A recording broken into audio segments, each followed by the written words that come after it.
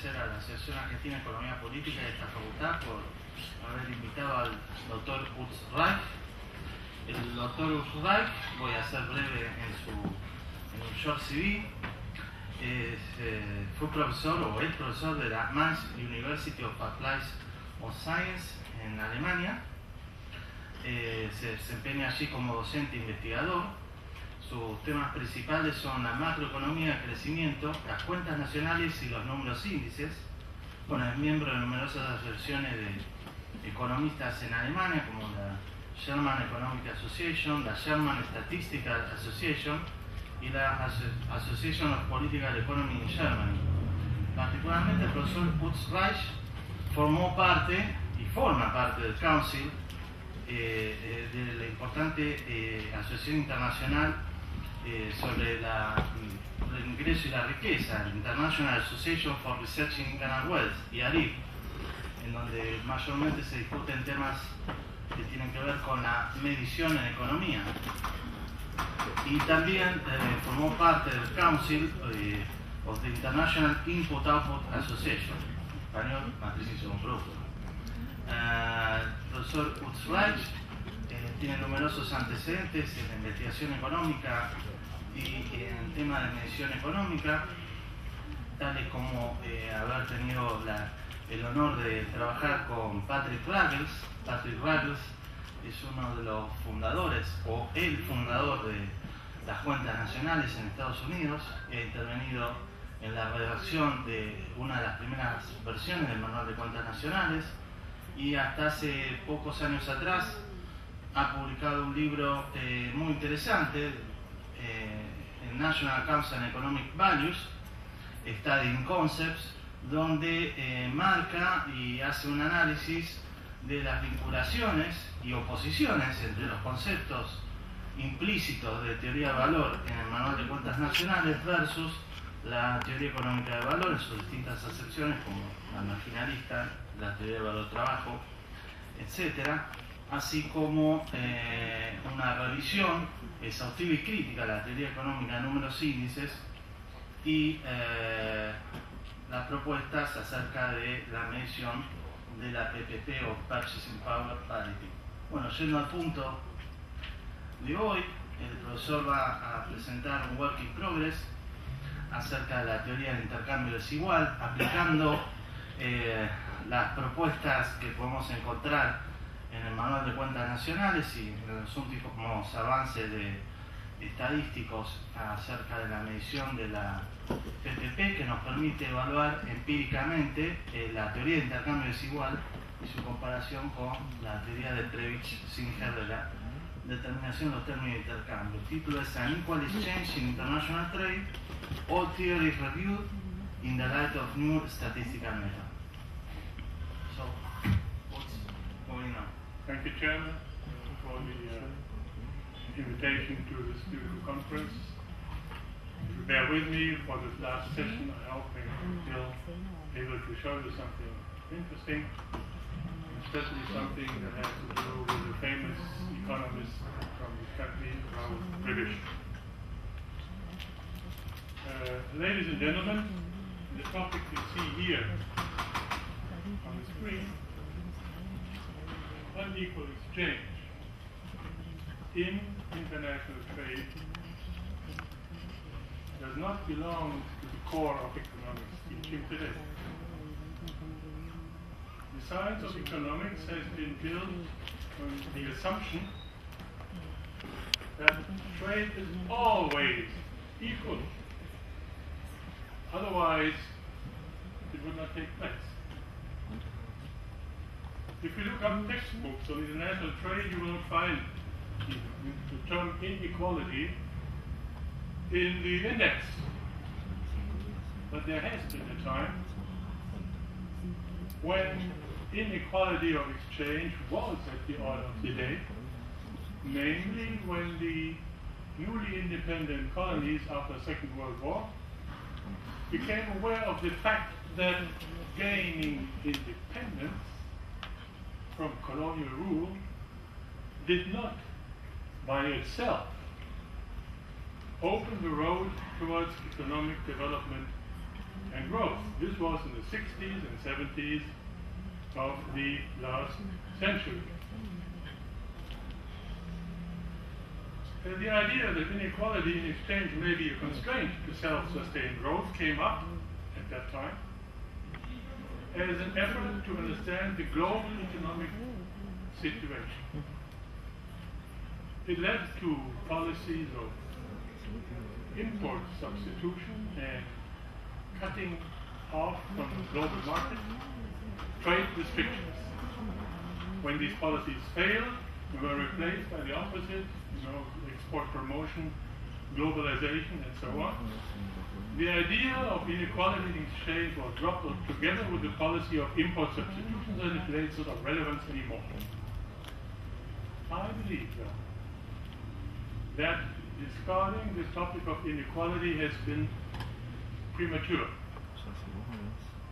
Theories have had some kind of a truth in them. Only the statistical data to prove them were absent.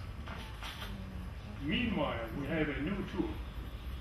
Besides the national accounts, which you all know, which are well established now, we have a new tool of measuring purchasing power parities between currencies. And this tool allows us to assess the old theories of unequal exchange under a new perspective, and that's what I want to show you. These are the 4 points that will be present in my talk because it's a systematic order, but I will not go through this way systematically one after the other, but I'll pick the main points of each and sort of give you a salad. There are several points. I will do some accounting methodology when I talk about the Weber-Singer hypothesis and so on.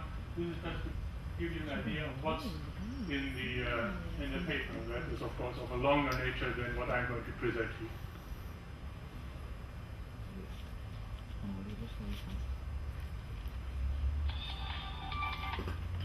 If we want to be precise, our problem is actually not one of international trade, but one of value theory. And here we run into a paradox.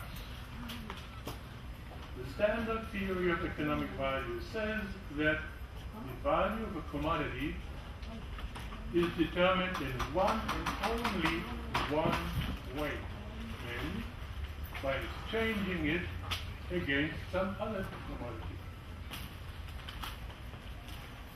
Inequality of value in exchange is thus logically impossible because it is exchange itself that determines value. There is no value other than exchange value. It's like if you wanted to measure temperature and you said that it's the wrong temperature and you had some other measure of temperature, and it would be holding it against something. Exchange determines the value, period. That's our theory. But on the other hand, there is outside the science of economics an everyday experience of buying and selling valuable goods, and that includes the possibility of inequality. And as a proof, let me quote an old fairy tale known in Germany. I don't know whether it exists in France or elsewhere in the United States, or here in France, or here. We call it in Germany Hans im Glück, Hans in fortune.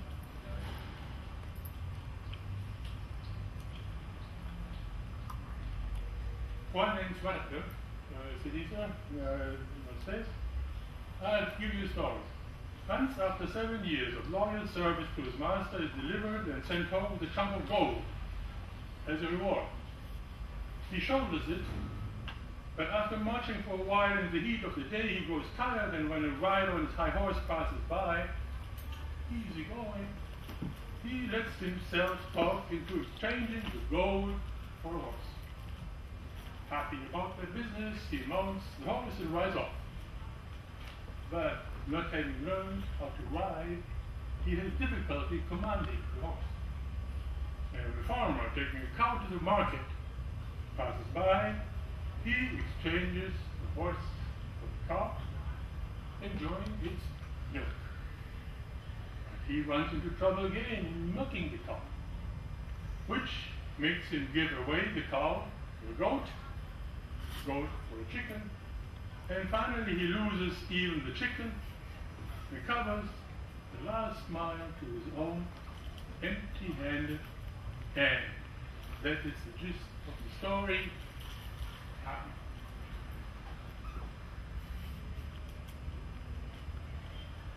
The tale poses several questions to the trained economist. Does Hans act rationally? Is he a good businessman? Is he a good economist? Is economic value an objective or subjective concept? And finally, are the trades equal? The topic of unequal exchange is about this problem. While I do not attempt to solve it, I only discuss it applying the new statistical tool I talked about, purchasing power parity.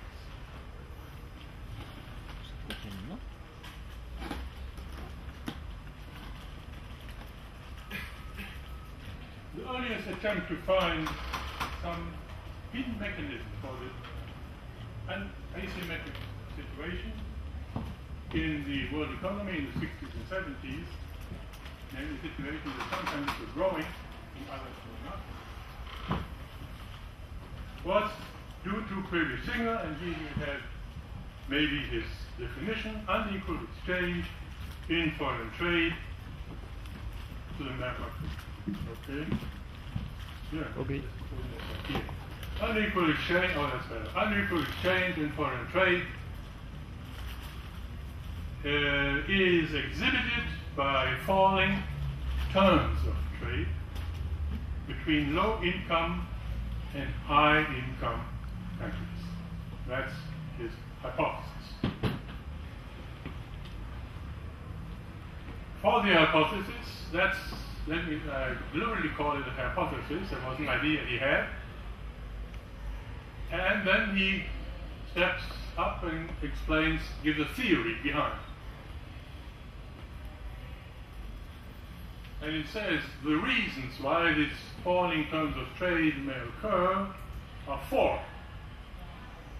First reason is price elasticities of primary versus manufacturing commodities.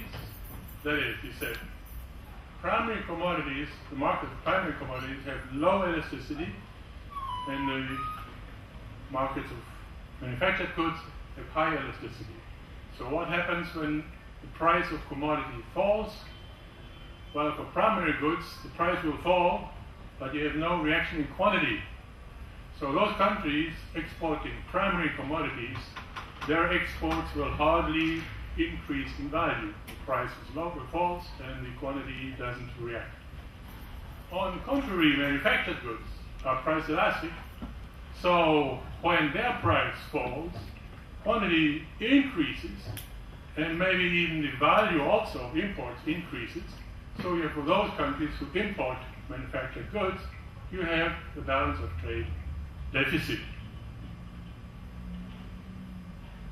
Second point, income elasticities are also different between the two groups of countries, in that primary commodities are less in demand as income grows than manufactured goods. Higher incomes usually buy more manufactured goods than primary goods. England's law, for example, is one example when you talk about food.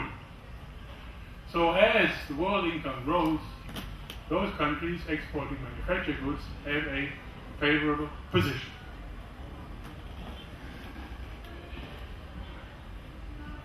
Finally, third argument, I will now, for reason of time, I'll be brief. Countries that manufacture goods have organized labor and have organized companies, multinational companies, that accumulate profits and also pay high wages to their labor unions, and so their prices don't fall, while the unorganized labor and the small enterprises in developing countries, low-income countries, do not allow to pass on productivity gains to the workers, but otherwise they have to, because of competition, they have to sell, pass on the productivity to the lower price to the consumer.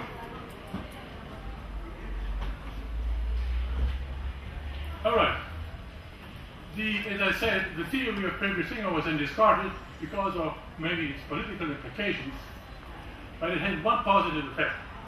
After the big debate which arose in the 60s and 70s, at that time, Crespo and Singer, both, actually you could mention them both, they both were economists working for the United Nations.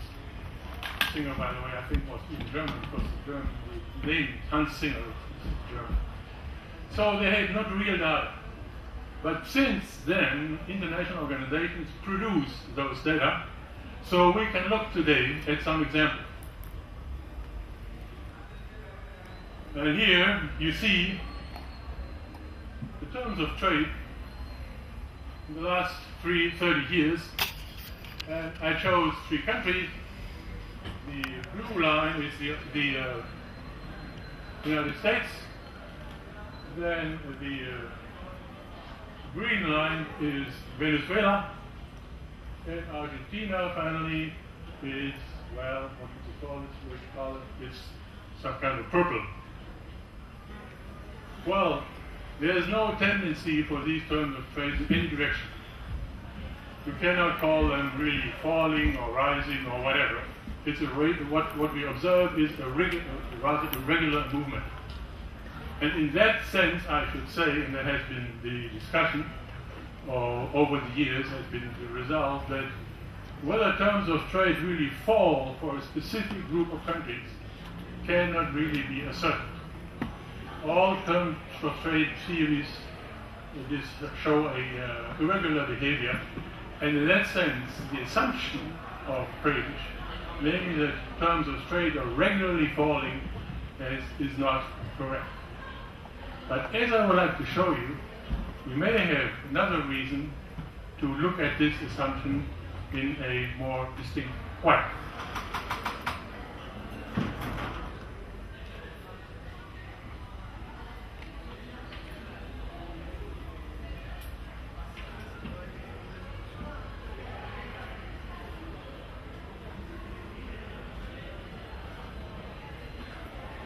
Now, besides the what should I counterfactual character of the Crespo hypothesis, I'd like to mention 3 problems with this hypothesis. One is, well, the first I mentioned already, the statistics is contradictory. But the second is of a formal nature. And that's where we come in with our new purchasing power. Today, as it goes, we only look at the movement of terms of trade, whether they are rising or falling. But we do not know about levels of terms of trade. That is, are the terms of trade advantages for a country? Are they disadvantages for a country? We know this from everyday reasoning. Every tourist knows whether terms of trade are advantages or not or disadvantages. But we don't know from these theories whether they are advantages or disadvantages, because they are just index theories and they have been artificially put together at year graph because we cannot compare between them. And I will show now that we can compare now. But at the moment, with Crespo, the present way you look at UNCTAD data, they're always like this. There's an artificial base here. When you change the base here, the whole series between them, the comparison shifts. Final point, and that is also a very important one. The role of the exchange rate has not been investigated by Crespo. You see, all the reasons I gave you earlier, they all are about prices, national prices. Prices in developed countries, prices in less developed countries, and so on. The prices, as if there was no exchange rate.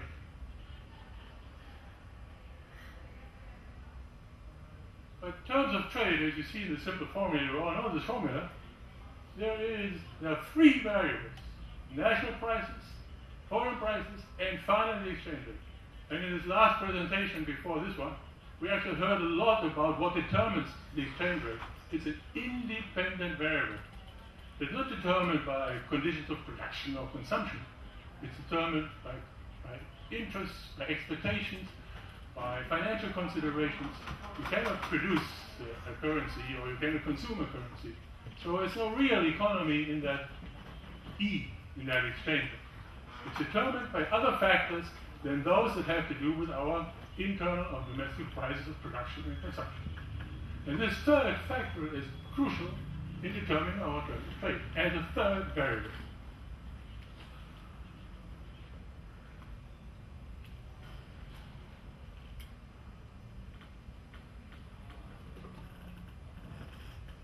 Now, if we apply the idea of purchasing power parities,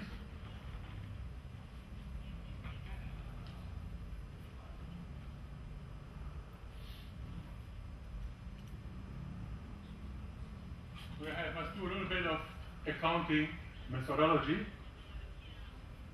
which is that apart from the actual exchange rate E, we now compute a artificial theoretical exchange rate, which has the following quality, namely, if that exchange rate is the exchange rate that would happen if we had parity of purchasing power between two currencies.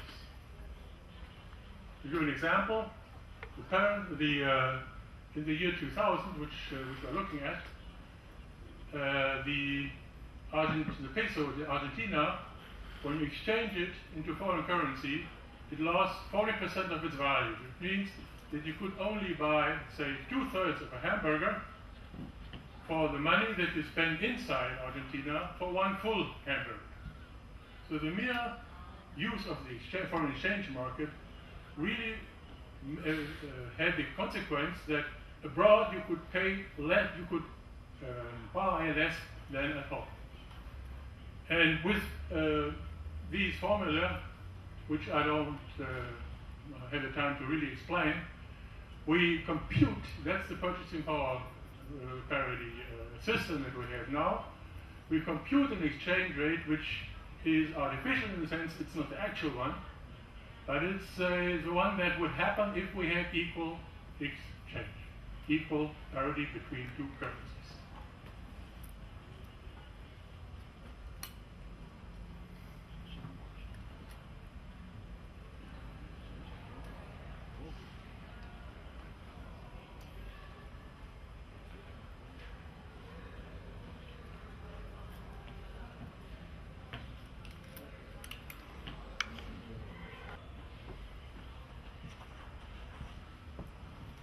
You see, now if you look at the year 2000, you see that you can really compare the series. And you can see that the United States have 100 more or less. It's sometimes above, sometimes below. It's now we calculate in international dollars. International dollars are the currency that is an artificial currency that we use in the purchasing power parity system. Now in those same international dollars, then the Argentinian terms of trade are much lower. That is, they earn less for their exports than the United States do for the same internal value. That is, if you sell a hamburger in the United States, take the money abroad, you can buy one hamburger. If you sell a hamburger in Argentina, you take the money abroad, you can only buy 2/3 of that hamburger. And for Venezuela, it's similar. So now we have a distance between those series that can be measured by purchasing power parity and is meaningful.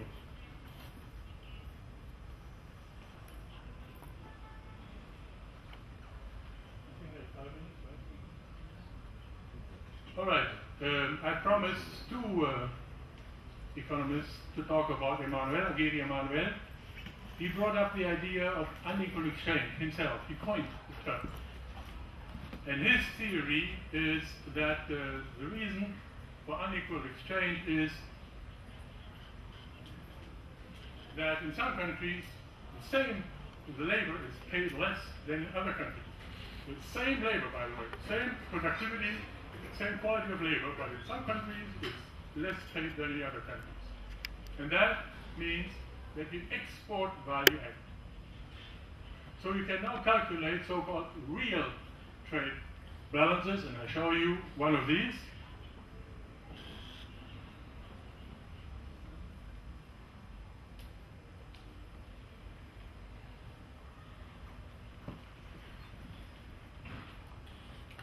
Where you see the trade balance on the left side is an actual exchange rates.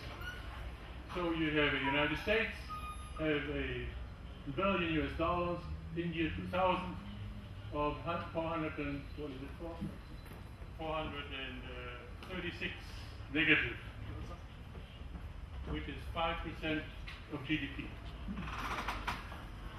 Take another country, Bangladesh. No, which one is typical? Yeah, let's take the Czech Republic at that time. They had a small country, they had 3 billion trade deficit, or 6% of their GDP. Now, when you go back to the value-added content of those exports, and this content value at same prices at world prices, the purchasing power parity system establishes a set of world prices, which are some sort of average of national prices.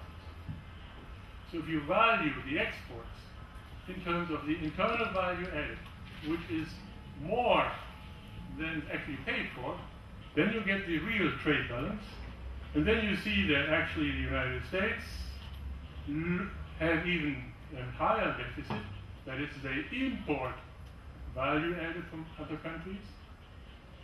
Japan, although has a positive financial deficit, because that's what it is, the trade balance is the need of finance, or the surplus of international finance. So in terms of real value added, Japan is an importer, rather, with almost 15% of the GDP. So is the Czech Republic, and exporters are basically, so is Germany.